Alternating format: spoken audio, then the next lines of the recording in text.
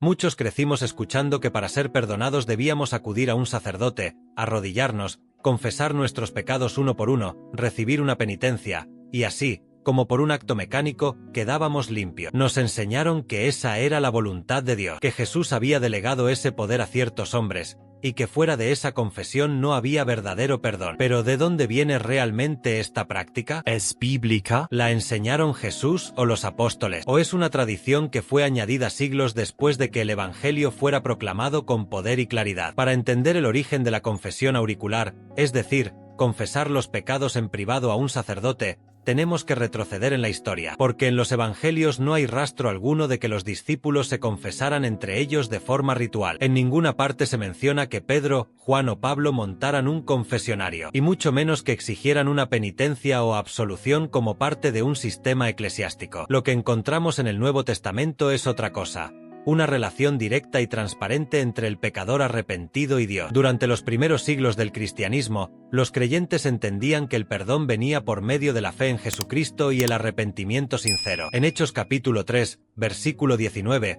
Pedro predicaba: «Arrepentíos y convertíos, para que sean borrados vuestros pecados», sin mencionar templos, clérigos o rituales. El perdón era algo divino, no institucional, algo espiritual, no sacramental. Pero con el paso del tiempo, la Iglesia fue institucionalizándose, mezclando fe con poder, y el perdón, ese regalo gratuito de Dios, comenzó a ser administrado como un recurso controlado por hombres. La práctica de la confesión auricular se formalizó oficialmente en el siglo XIII, durante el Concilio de Letrán IV en el año 1215. En ese concilio, el Papa Inocencio III decretó que todo cristiano debía confesar sus pecados a un sacerdote al menos una vez al año. Este fue un cambio radical. No solo se institucionalizó la confesión, sino que se convirtió en requisito obligatorio. ¿Y qué dice la Biblia sobre esto? Nada, porque fue una invención eclesiástica, no una instrucción del Evangelio. ¿Por qué fue tan importante ese decreto? Porque al convertir el perdón en un proceso ritual controlado por el clero, se estableció una puerta exclusiva hacia la gracia, una puerta custodiada por los hombres. Ya no bastaba con clamar a Dios desde el corazón. Ahora había que pasar por el filtro humano, por la jerarquía, por la estructura. Y ese control, además de espiritual, se volvió económico y político. Porque quien administra el perdón, controla las conciencias. Durante siglos, esta práctica se utilizó como una herramienta de manipulación. Se introdujo el concepto de penitencia, una especie de castigo espiritual para compensar el pecado. Se comenzó a exigir la repetición de oraciones, peregrinaciones, ayunos forzados, e incluso donaciones o indulgencias para obtener el perdón completo. ¿Es eso lo que enseñó Jesús? ¿Dijo él alguna vez: tu pecado será perdonado si haces esto, esto y esto? No. Lo que dijo fue: vete y no peques más. Juan capítulo 8, versículo 11. Pero el daño no fue solo doctrinal, fue profundo, psicológico y espiritual. Millones de personas crecieron sintiendo que no podían ser perdonadas directamente por Dios, que debían ir a un intermediario humano para obtener paz, que no bastaba con el arrepentimiento genuino, que el amor de Dios debía ser activado por un sistema ritual. Esa idea distorsionó completamente la imagen del Padre Celestial. Se nos enseñó a temer a Dios como a un juez lejano, y a correr a un hombre para hallar consuelo. Pero la Biblia dice lo contrario. Si confesamos nuestros pecados, Él es fiel y justo para perdonar nuestros pecados y limpiarnos de toda maldad. Primera de Juan capítulo 1, versículo 9. ¿Quién perdona? ¿El sacerdote? No, el Dios. Y lo hace por fidelidad y justicia, no por intervención humana. Entonces, ¿debemos confesar nuestros pecados? Por supuesto, pero no como parte de un rito mecánico. La confesión es un acto de sinceridad espiritual, no un trámite. Es una apertura del corazón delante de Dios, no un acto repetitivo ante un representante religioso. Santiago capítulo 5, versículo 16, dice: confesaos vuestras ofensas unos a otros, y orad unos por otros, para que seáis sanados. Aquí, la confesión no es jerárquica, es entre hermanos, es para restauración y sanidad, no para perdón de salvación, porque el perdón eterno lo da solo el Cordero, no el clero. Hoy, muchos todavía viven bajo el peso de esa tradición. Confiesan sus pecados cada semana, repiten palabras sin vida, hacen penitencias, y se van con la misma culpa. Porque el problema no es el rito, es la desconexión con el Evangelio. Se ha sustituido el poder de la cruz por el sonido de una fórmula. Pero el Evangelio no necesita fórmula, necesita fe viva. Porque el único mediador entre Dios y los hombres es Jesucristo hombre. Primera de Timoteo capítulo 2, versículo 5. Ningún otro, nadie más. No importa el cargo, el hábito o la tradición. La confesión auricular, como fue establecida por Roma, no está en la Biblia. Es un sistema humano, y por más que se le haya dado autoridad con siglos de práctica, no tiene poder divino. Solo hay uno que tiene la autoridad para perdonar pecados, y lo demostró con milagros, con compasión y con sangre. Jesús. Él es el camino, Él es el acceso, Él es el perdón. Esta es una de las preguntas más delicadas y necesarias de nuestro tiempo. ¿Realmente Jesús enseñó que el perdón de pecados debía pasar por la confesión ante un sacerdote humano? Porque si Él lo dijo, no hay nada que discutir. Pero si nunca salió de sus labios, si nunca lo practicó, si nunca lo instruyó a sus discípulos, entonces estamos ante un caso serio de desvío espiritual que debe ser desmantelado. Vamos al principio. Cuando Jesús aparece en escena, su mensaje central no fue sobre rituales, templos o jerarquías religiosas. Fue claro y directo: arrepentíos, porque el reino de los cielos se ha acercado. Mateo capítulo 4,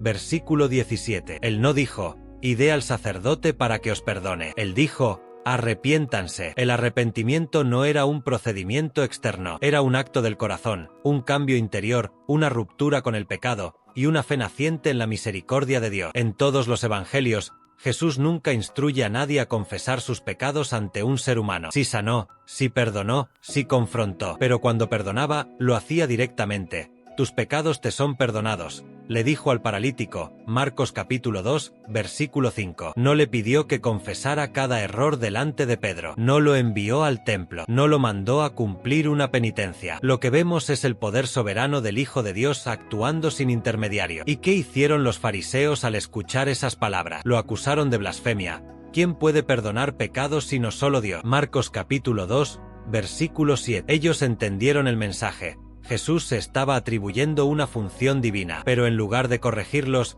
Jesús confirmó su autoridad. Le demostró con un milagro que tenía el poder, no solo de sanar cuerpos, sino de limpiar almas, y no delegó esa capacidad a ningún sumo sacerdote, porque el perdón no era algo que se podía transferir a través de cargos religiosos, era algo que venía de Él, como Dios encarnado. En otra ocasión, una mujer fue sorprendida en adulterio y arrastrada ante Jesús. Juan capítulo 8. Los líderes religiosos querían apedrearla, pero Jesús, con sabiduría divina, los confronta. El que de vosotros esté sin pecado, sea el primero en arrojar la piedra. Uno por uno se fueron, y cuando ella quedó sola con Jesús, ¿qué hizo él? No la condenó, no la envió a confesarse con un sacerdote, no la sometió a rituales. Le dijo: ni yo te condeno, vete y no peques más. Juan capítulo 8, versículo 11. Este episodio revela algo poderoso. Jesús no necesitaba una estructura humana para aplicar el perdón. Él mismo era, y es, el camino, la verdad y la vida. Pero entonces, ¿por qué tantos aseguran que Jesús delegó ese poder a sus discípulos? ¿Qué hay de Juan capítulo 20, versículo 23, donde dice: a quienes remitáis los pecados, les son remitidos, y a quienes se los retengáis, les son retenidos? Esta es, sin duda, la base más citada para justificar la confesión auricular. ¿Pero qué quiso decir realmente? Jesús les estaba entregando autoridad espiritual para predicar el perdón, no para actuar como jueces individuales. Ellos debían anunciar el Evangelio, y a través de ese anuncio, los pecadores serían perdonados o quedarían en su culpa si lo rechazaban. No se trata de un poder mágico para leer mentes o dar absoluciones personales. Es una forma de decir: cuando ustedes proclamen mi mensaje, aquellos que crean serán perdonados, los que no crean, permanecerán en sus pecados. Si este texto significara que los apóstoles, o los sacerdotes actuales, tienen la potestad divina de perdonar o retener pecados a voluntad, entonces estaríamos afirmando que el perdón eterno depende de la decisión de un hombre, y no de Dios. Pero eso contradice todo el mensaje del Evangelio. En ningún lugar se nos dice que Pedro, Pablo o Juan escuchaban confesiones individuales para dar perdón. Lo que sí vemos es que predicaban con poder, llamaban al arrepentimiento y bautizaban a quienes creían. De hecho, en Hechos capítulo 8, Simón el mago le pidió a Pedro que orara para ser perdonado. ¿Y qué hizo Pedro? Le dijo: arrepiéntete, pues, de esta tu maldad, y ruega a Dios, si quizá te sea perdonado el pensamiento de tu corazón. Hechos capítulo 8, versículo 22. Pedro no se arrogó el derecho de perdonar, redirigió a Dios, porque él sabía que el único capaz de limpiar el alma es el Señor. El mismo apóstol Juan, en su primera carta, lo deja más que claro: hijitos míos, estas cosas os escribo para que no pequéis, y si alguno hubiere pecado, abogado tenemos para con el Padre, a Jesucristo el justo. Primera de Juan capítulo 2, versículo 1. No dice tenemos un sacerdote humano, dice abogado con el Padre. Y ese abogado no necesita confesionario, necesita corazones sinceros. Entonces, ¿Qué fue lo que Jesús realmente enseñó sobre el perdón de pecado? Que es por gracia, no por mérito, que es directo, no mediado por estructura, que es permanente, no condicional a fórmulas religiosas, que requiere arrepentimiento, no rutina, y que es por medio de él, no por otro. El sistema humano de confesión surgió después, en un intento de controlar, organizar y sistematizar algo que nunca fue diseñado para ser domesticado. El perdón es un milagro espiritual, no una fórmula institucional, y Jesús lo dejó claro cada vez que perdonó sin rituales, sin testigos, sin necesidad de aprobación humana. Solo Él lo hacía, porque solo Él podía. Hubo un momento en la historia que lo cambió todo, un instante que dividió el tiempo espiritual en dos, antes y después de la cruz. Ese momento fue tan poderoso, tan simbólico y tan real, que el mismo templo tembló. No se trató solo de la muerte de un hombre justo, sino de la victoria definitiva del Cordero de Dios sobre el pecado del mundo. Y lo más impactante de ese evento no fue únicamente la sangre derramada, ni los clavos, ni la corona de espinas, sino lo que ocurrió justo después de que Jesús exhaló su último aliento. Y aquí, el velo del templo se rasgó en dos, de arriba abajo. Mateo capítulo 27, versículo 51. Ese velo no era una simple cortina, no era un pedazo de tela decorativa, era el símbolo máximo de separación entre Dios y los hombres. En el Antiguo Testamento, el velo del templo separaba el lugar santo del lugar santísimo. Solo el sumo sacerdote podía atravesarlo, y solo una vez al año, para ofrecer sangre en expiación por los pecados del pueblo. El mensaje era claro: Dios es santo, el hombre es impuro, y entre ambos hay una barrera. Nadie podía entrar libremente en la presencia del Altísimo. Había una distancia impuesta por el pecado. El velo lo decía sin palabras: aquí no puedes pasar. Pero cuando Jesús muere, algo sobrenatural ocurre. Ese velo se rompe, no desde abajo, como si lo hubieran desgarrado hombres, sino de arriba abajo, como si Dios mismo metiera la mano en el templo y declarara: se acabó la separación. En ese acto, el cielo gritó una verdad eterna: el camino al Padre está abierto. El precio ha sido pagado. La culpa ha sido cargada. El perdón no depende más de un templo, ni de rituales, ni de intermediarios humanos. Ahora hay acceso directo. ¿Y qué significa eso para nosotros hoy? Que no necesitamos un sacerdote humano que nos conduzca a Dios. Que no debemos pasar por ritos ni estructuras para recibir el perdón. Que lo que antes era exclusivo, lejano y limitado, ahora es personal, cercano y eterno. El escritor de Hebreos lo explica con una claridad absoluta. Así que, hermanos, teniendo libertad para entrar en el lugar santísimo por la sangre de Jesucristo, por el camino nuevo y vivo que Él nos abrió a través del velo, esto es, de su carne, Hebreos capítulo 10, versículos 19 y 20. ¿Lo ves? La carne de Cristo, su cuerpo crucificado, es el nuevo velo. Ya no hay una cortina que nos separa, hay un Salvador que nos invita a entrar. El lugar santísimo, la presencia misma de Dios, ya no está oculta detrás de muro, está accesible a todo aquel que crea. Por eso es absurdo, incluso ofensivo, reconstruir un sistema de intermediación cuando el mismo Dios se encargó de derribarlo con poder. Es como si alguien, después de ver la cruz,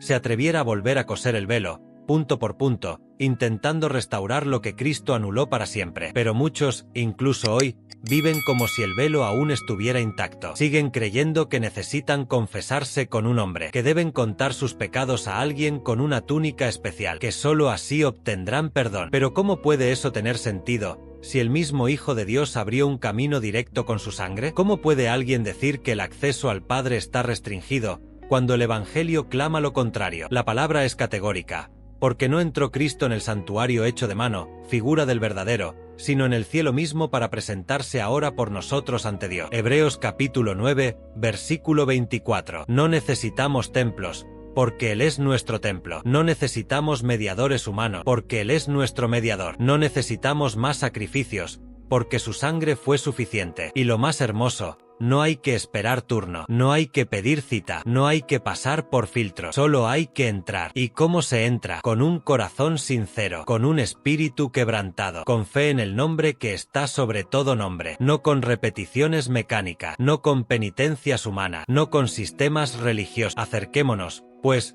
confiadamente al trono de la gracia, para alcanzar misericordia. Hebreos capítulo 4, versículo 16. No dice con miedo, no dice por medio del sacerdote, dice confiadamente, porque quien cree en Jesús no se presenta como condenado, sino como hijo. Entonces, ¿por qué se sigue enseñando que debemos confesarnos con hombres? Porque el sistema religioso que impuso la confesión auricular nunca quiso perder el control, porque es más fácil manejar una estructura donde el perdón depende de ti, que soltar el poder y dejar que cada alma vaya sola ante su Dios. Pero eso no es cristianismo, eso es control disfrazado de espiritualidad, es miedo disfrazado de reverencia, es un retorno al velo, cuando el velo ya no existe. La cruz no solo canceló el pecado, canceló el monopolio del perdón. Ya no hay que acudir a Jerusalén, ya no hay que esperar al sumo sacerdote. Cristo es nuestro acceso, y su acceso es perfecto, eterno y suficiente. No lo deshonremos construyendo de nuevo lo que Él destruyó con su sangre. No lo ignoremos buscando perdón en otros lugares, cuando Él ya lo ofrece directamente desde su trono. Porque al final,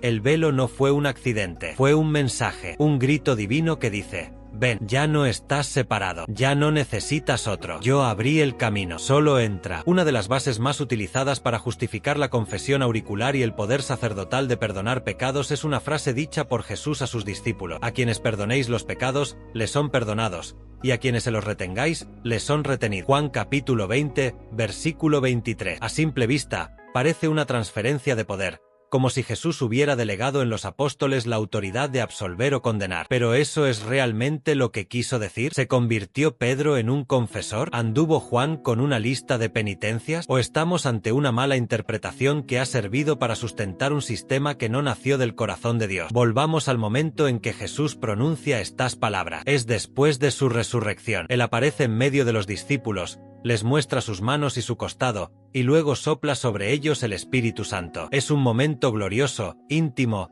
lleno de poder espiritual, y entonces pronuncia esa frase que tanto ha sido debatida: a quienes perdonéis los pecados. Ahora bien, para entenderla, necesitamos mirar qué hicieron los apóstoles después de recibir esa supuesta autoridad. ¿Acaso Pedro montó un confesionario? ¿Acaso Pablo, en sus largas cartas pastorales, instruyó a alguien a confesarse con un presbítero? ¿Acaso Santiago, Juan o los demás comenzaron a ofrecer absoluciones privadas a los creyentes? No, nunca, en ninguna parte del Nuevo Testamento. Lo que hicieron fue predicar el Evangelio, llamar al arrepentimiento, y declarar que quien cree en Jesús es perdonado, no porque ellos lo dijeran, sino porque esa es la obra del Espíritu a través de la fe. Entonces, ¿qué quiso decir Jesús? Lo mismo que afirmó en otras ocasiones, que al proclamar la verdad del Evangelio, los discípulos serían instrumentos para manifestar el perdón de Dios o confirmar la condenación. En otras palabras, si alguien escuchaba el mensaje, creía y se arrepentía, podían declarar con autoridad: tus pecados te son perdonados por la fe en Jesús. Pero si rechazaban el mensaje, también podían decir: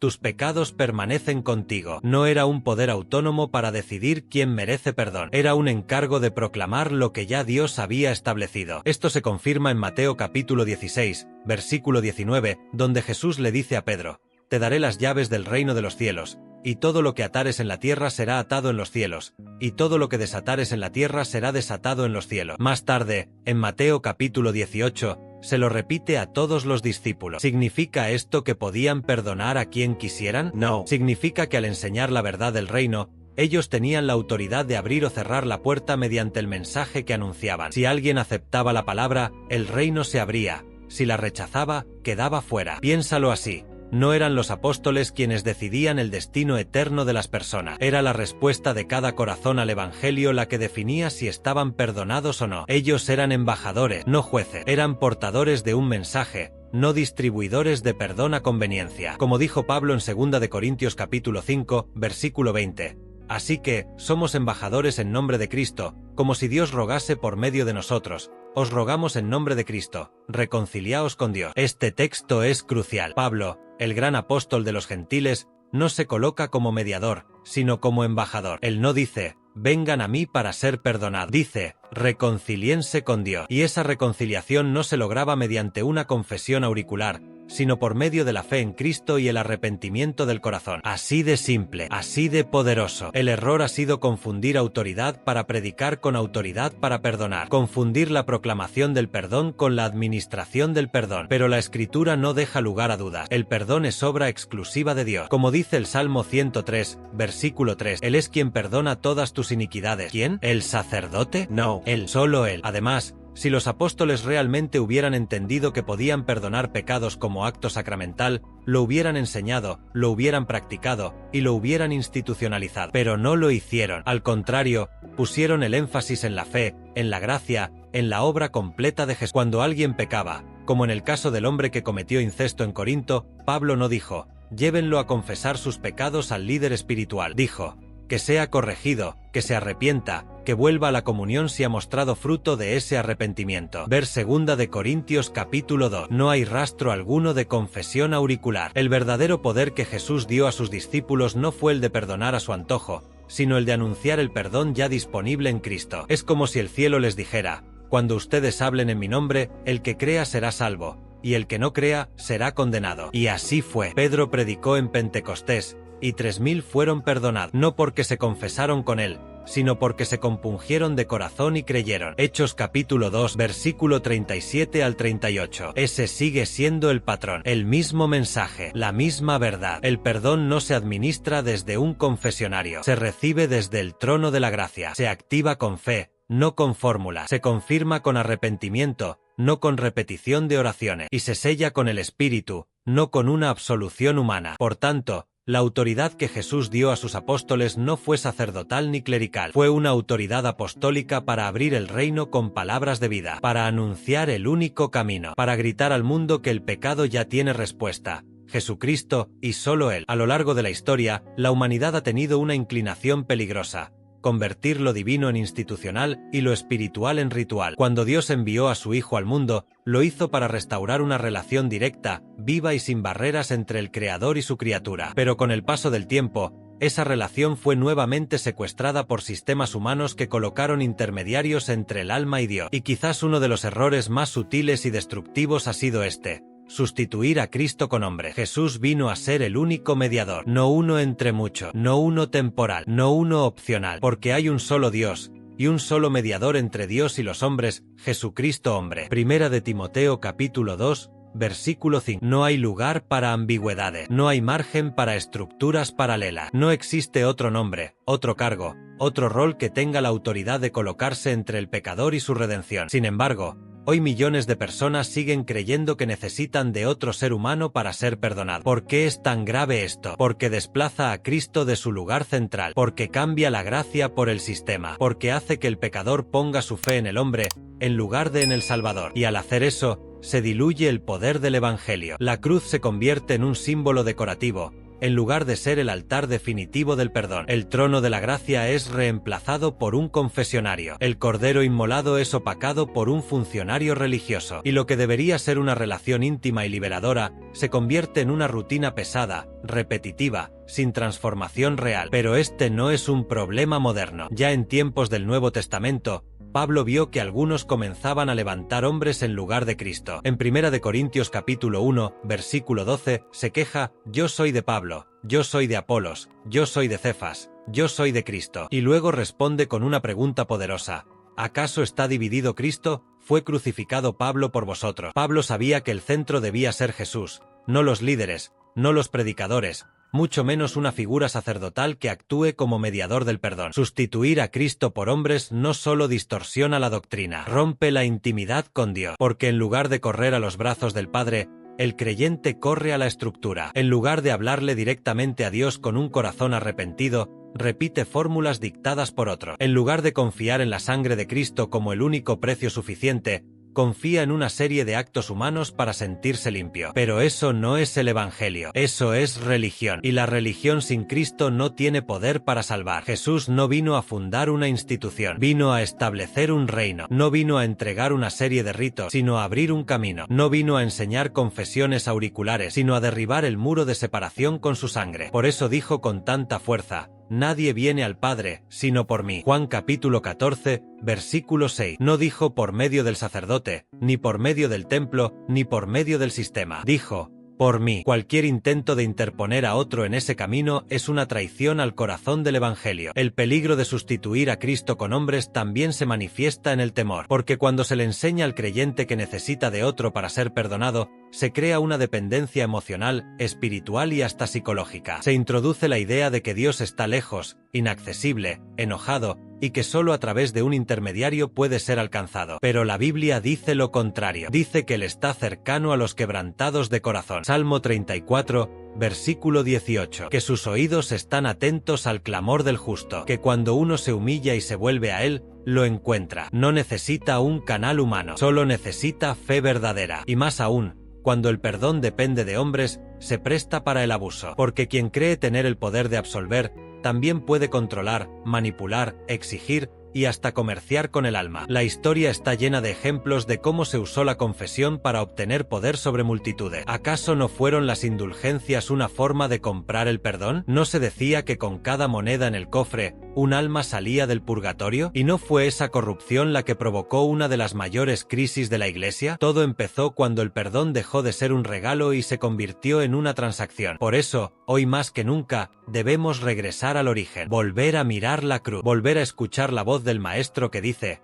consumado es, no falta nada, no hace falta nadie más, no hay que añadir rito, no hay que buscar otra mediación. Jesús lo hizo todo, y cuando decimos todo, es todo. El perdón es completo, eterno y suficiente en él. El acceso al Padre está garantizado por su sangre, no por la intervención de hombres. Así que, si alguna vez te dijeron que para ser perdonado necesitas contar tus pecados a alguien con vestidura especial, recuerda esto: Jesús está más cerca que cualquier sacerdote. Él no necesita confesionario, él necesita tu corazón. No busca fórmulas, busca sinceridad. No exige rituales, espera fe, porque cuando él murió en esa cruz, no lo hizo para abrir una oficina de confesiones, lo hizo para romper toda barrera entre tú y Dios. La religión ha levantado muro. Jesús vino a derribarlo. La religión impuso intermediario. Jesús extendió su mano al más vil. La religión complicó el camino al perdón. Jesús lo simplificó con su sangre. Porque mientras los sistemas humanos buscan mantener el control, el Evangelio clama con voz clara: ven a mí. No hay otra frase más poderosa, más sencilla, más reveladora. Es un llamado directo, personal, profundo. No requiere cita previa, ni traje especial,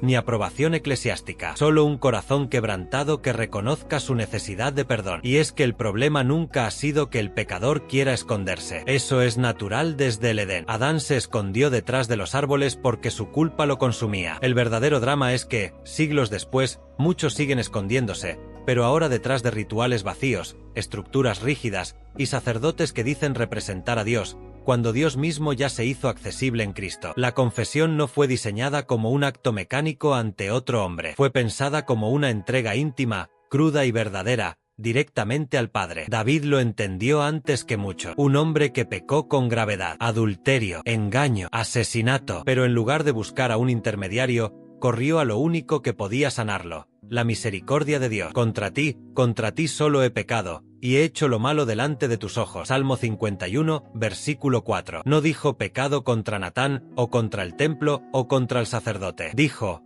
contra ti, porque David entendía lo que muchos aún no comprenden. Todo pecado es, en esencia, una ofensa directa a Dios, y por tanto, solo Dios puede perdonarlo. Y mira cómo continúa su oración: crea en mí, oh Dios, un corazón limpio, y renueva un espíritu recto dentro de mí. Salmo 51, versículo 10. No pidió una penitencia, no pidió un ritual, pidió un milagro, porque eso es lo que es el perdón. Un milagro, uno que nace en el cielo y se manifiesta en el alma de quien clama con verdad. ¿Y sabes qué es lo más hermoso? Que ese milagro está disponible para ti ahora mismo, sin importar cuán sucio estés, cuán roto estés, cuán lejos hayas caído. No necesitas a un hombre, necesitas mirar al cielo y decir: Padre, fallé, pero creo que tu amor es más grande que mi culpa. Y en ese momento, algo se rompe. El cielo escucha, la sangre habla, el espíritu se mueve, el Padre abre los brazos, porque él no rechaza al corazón contrito y humillado. No lo hace nunca. Salmo 51, versículo 17. ¿Y cómo se practica esta confesión directa? No con palabras perfectas, sino con sinceridad. No con repeticiones, sino con autenticidad. Jesús mismo, en la parábola del fariseo y el publicano, Lucas capítulo 18, lo deja clarísimo. Uno se justificaba a sí mismo,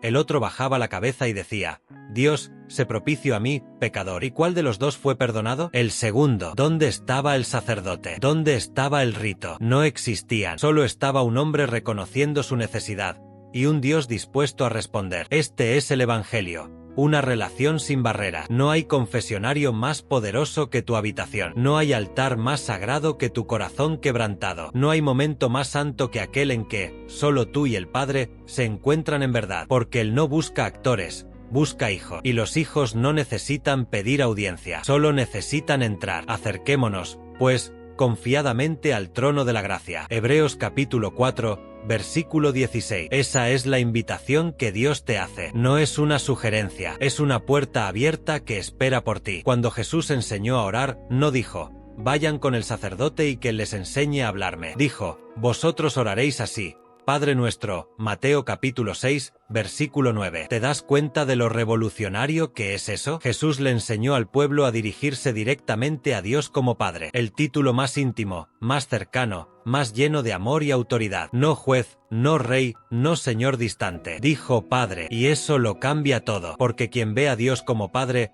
no necesita de otra voz para hablarle. Solo necesita fe, confianza, amor y verdad. Pero quizás tú me digas, ¿y qué hago con mi culpa? Tráela toda, sin filtrar, sin adornar, sin justificar. Ponla delante del trono y dile, aquí estoy, Señor. Tú lo sabes todo. Perdóname. Y el Dios que no miente, que no abandona, que no ignora, te restaurará, no te condenará, no te pedirá pruebas, solo quiere tu corazón, porque el Evangelio no es una cadena de requisitos, es una puerta abierta, una mano extendida, un Salvador que ya pagó el precio. Confesarle al Padre directamente no es una opción más, es la invitación original. Lo otro vino después, lo otro fue añadido por hombre, pero el diseño de Dios fue siempre relacional, no ritual, cercano, no burocrático, íntimo, no institucional. Si has vivido creyendo que tu perdón depende de otros, hoy es el día de liberarte, de volver al centro, de mirar al crucificado y decir, si tú abriste el camino, ¿por qué seguir dando vueltas? Jesús ya hizo lo que nadie más podía hacer. Ahora, lo único que le espera